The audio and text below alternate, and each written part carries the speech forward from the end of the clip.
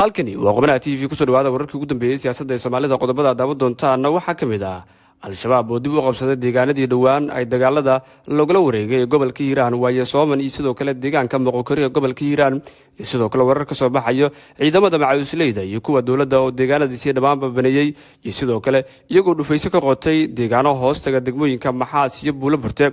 wararkii ugu dambeeyay ayaa saaxiibayaal idiin soo gudbin doona ee gobolka Hiiraan naga soo gaara qodobada kalena waxaa kamid ah dawlad goboleedka Puntland oo qorsheynaya in ay muddo kordhin u sameeyaan madaxweynaha dawlad goboleedkaasi Saciid Cabdullaahi Dani iyo warar cusub oo ka soo baxaya iyo sidoo kale Fahad Yaasiin oo isaguna qorsheynaya in uu dibandaabiyo u dhigo madaxweynaha dawlad goboleedka Puntland Saciid Cabdullaahi Dani wararkii ugu dambeeyay wasiirkii hore ee sidoo kale maaliyadda dawlad goboleedka Puntland Xasan Shire Abgaal oo isagu arrintan si weyn uga falceliyay wararkii ugu dambeeyay sidoo kale falcelinta ka dhalatay muddo kordhinta la qorsheynay in loo sameeyo madaxweynaha dawlad goboleedka Puntland ayaa saaxiibayaal idiin soo gudbin doona qodobada kalena waxaa kamid ah golaha guurtida Somaliland waxay muddo 2 sano u kordhiyeen madaxweynaha Somaliland Muuse Biixi Cabdi oo sidoo kalena muddadiisa xilhayntu ku ekeeyay 13 November ee sanadkani iyadoo lagu daray 2 sano oo muddo kordhina wararkaasi iyo kuwa kale aan barnaamijkan ku faaqidi doona saaxiibayaal hadduu Rabbi idmo balse aynu ku bilaabno wararka aynu ka heleno degmada Moqokori sidoo kale deegaanka iyo Sooman ee gobolka Hiiraan ayaa waxay sheegayaan in halkaasi saakay isaga baxeen ciidanka dawladda federaalka Soomaaliya ee dhawaan kala wareegay al-shabaab qaar kamid ah dadka deegaanka iyo Sooman iyo Moqokori ayaa soo wariyay in aroornimadii hore ee saakay deegaanadaasi isaga baxeen ciidanka dawladda federaalka iyo kuwa macawisleyda ee markii horeba deegaanadaasi qabsaday ciidamada dawladda ay soo baneeyay labada deegaan ayaa tilmaamay in ay saldhigteen degmooyinka Maxaas iyo Buulo Burte ee gobolka Hiiraan ilaa iyo hadda lama oga sababta keentay in ciidanka isaga baxaan halkaasi saraakiisha ciidanka dawladda iyo maamulka gobolka Hiiraan oo hogaaminayo gudoomiye Cali Jayte Cismaan ayaa wali hadal sababta ciidanka dawladda u baneeyeen Moqokori iyo Sooman oo dhawaan kala wareegeen dagaalamayaasha al-shabaab arrintan ayaa ku soo aadaysa iyadoo maalmihii dambe howlgalo ka dhan al-shabaab ay ka socdeen deegaano dhowra oo ka kala tirsan gobolada Hiiraan iyo Galgaduud iyo sidoo kale deegaano ka tirsan maamulka Koonfur Galbeed Soomaaliya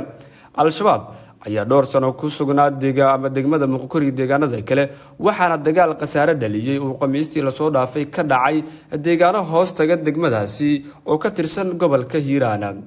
iyadoo wararku qaarna ay tibaaxayaan in al-shabaab ay dib ula wareegtay gacan ku haynta deegaanadaasi sidoo kalena ay qorsheynayaan in ay weeraro waaweyn ka geystaan deegaanada hadda ay ku sugan yihiin ciidamada dawladda iyo kuwa macawisleyda ee sidoo kale u dhow degmooyinka Buulo Burte iyo sidoo kale Maxaaseed ee gobolka Hiiraan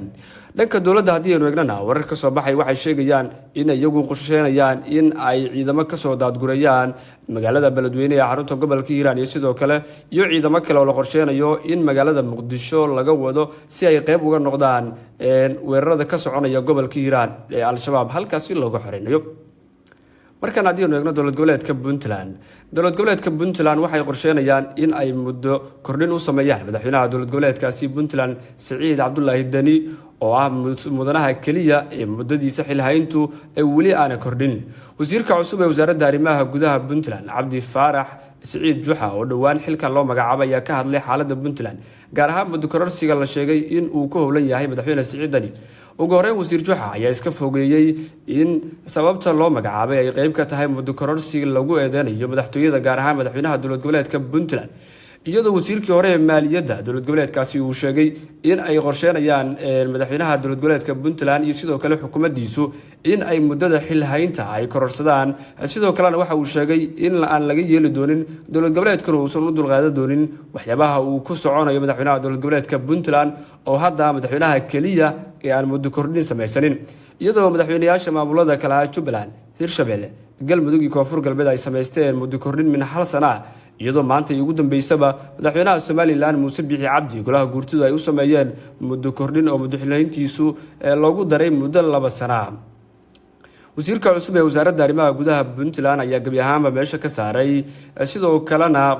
qorshaha ah in ku darshiso ay miiska saaran tahay waa sidoo hadalka u dhigay wasiir Juxa oo sidoo kalena tilmaamay in uusan aqbali doonin haddii xitaa uu la yimaado madaxweynaha dawlad goboleedka Puntland uu damco in uu dabcan sameysto muddo kordhin waa sidoo hadalku dhigay uu sheegay in uusan ka aqbali doonin sababtu halkaasi u yimidna ay tahay in uu doorashooyinka la qabanayo qof iyo cod ah uu ka qabto deegaanada maamulkaasi dhanka kalena wasiir ku-xigeenka arrimaha gudaha Puntland Cabdiweli Mire Xirsi ayaa ka jawaabay hadalkii ka soo yeeray wasiirkii hore ee maaliyadda Xasan Shire Abgaal oo shaaciyay in isaga iyo madaxweynaha ay isku qabteen in doorashada lagu soo koobo 12 degmo oo kaliya. Xirsi ayaa beeniyay arrintaasi wuxuu shaaca ka qaaday inaysan jirin wararka sheegaya in 12 degmo laga qabanayo doorasho qof iyo cod ah, taasina ay tahay mid aan macquul ahayn. waa siduu hadalka u dhigay uuna sheegay in dowlad goboleedka Puntland gabi ahaanba deegaanada uu ka kooban yahay la qorsheynayo in laga qabto doorashada qof iyo cod ah. sidoo kalena warar kale oo soo baxayeen waxay sheegayaan oo aynu ku heleyno siyaasiyiin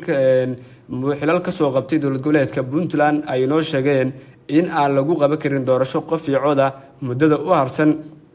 madaxweynaha dowlad goboleedka Puntland oo hadda ah sanad iyo bilooyin. sidoo kalena ay u baahan doonaan in muddo kordhin loo sameeyo. Puntland ayaa u diyaar garoobaysa doorasho ku soo fool leh, waxaana haatan sii bilowday isjiid u dhaxeeya siyaasiyiinta xildoonka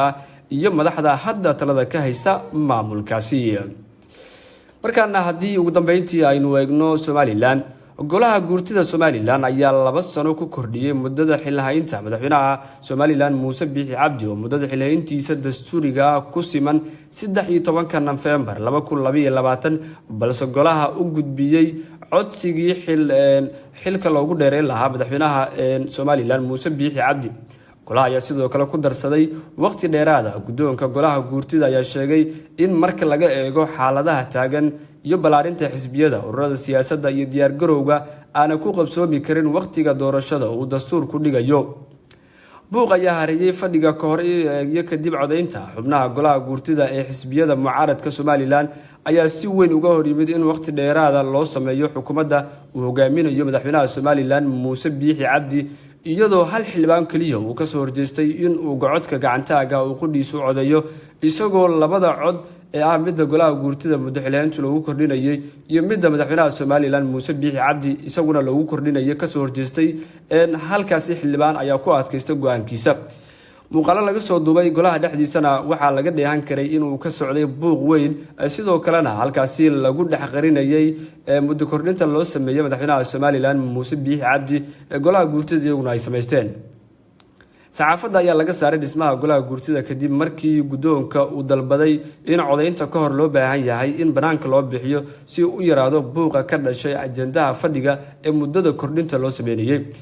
gudoomiyaasha xisbiyada mucaaradka ay wadani iyo cuud ayaa si cad uga hor yimid muddo kordhinta loo sameeyay madaxweyne Muuse Biixi Cabdi. waxay sheegeen in wixii ka dambeeya November 2022 xilka iyo xarunta madaxtooyada ay u siman yihiin madaxweynaha hadda talada haya ee Somaliland Muuse Biixi Cabdi. asxaabta mucaaradka ayaa qorsheynaya in ay dib u abaabulaan dibadbaxyada ka dhanka ah xukuumadda uu hogaaminayo madaxweyne Muuse Biixi Cabdi. wasaaradda arrimaha gudaha Somaliland ayaa dhawaan diiday isu soo baxyo kale in lagu qabto magaalooyinka waaweyn ee Somaliland. guud ahaan wararka aad kala socoteen qubnaha TV xilligan wanaginta nabadey.